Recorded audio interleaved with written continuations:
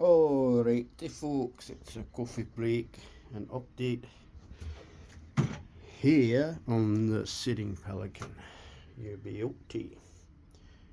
So, show you while it's here, I scored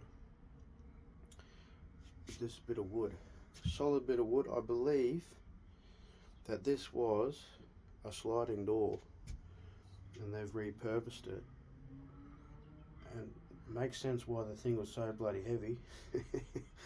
One bit of wood. So what's going on here is this part here I've ripped in half, and a little tip for you, most you probably already know, and I'm pretty chuffed actually with myself. This is the cutting edge, and I did this cut with a simple, well, your basic 18 volt Azeto.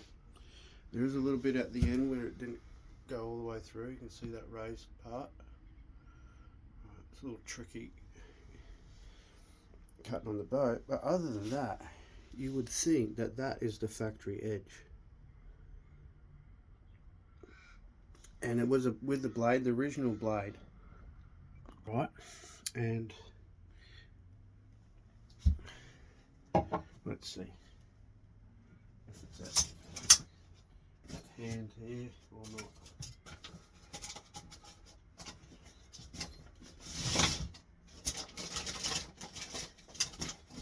So this is the one thing I would say about organised mess, is it's organised mess. I know that in that bag's hand tools, but there's no water at the moment. So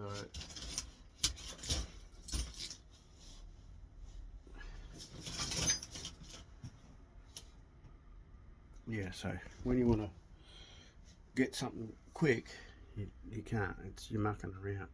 But basically what I did is I just used a cheap,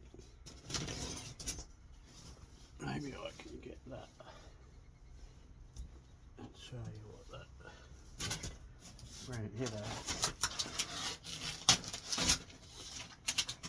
So good old Bunnings, or I guess your local franchise hardware, anyone watching this from a global audience. This is Craft Right. It's Craft Right. In there was a triangle file, straight file, whatever your term is. Basically, a little file that's, maybe you call it a pyramid file. Here you call it a triangle file. And I used that to sharpen the teeth on the circular saw blade. And I took the approach of how you sharpen scissors. So it was tedious, right? Because you only got a small, you only got a very small surface area on the circular saw teeth. It's a 165 circumference, 165 millimeter, right?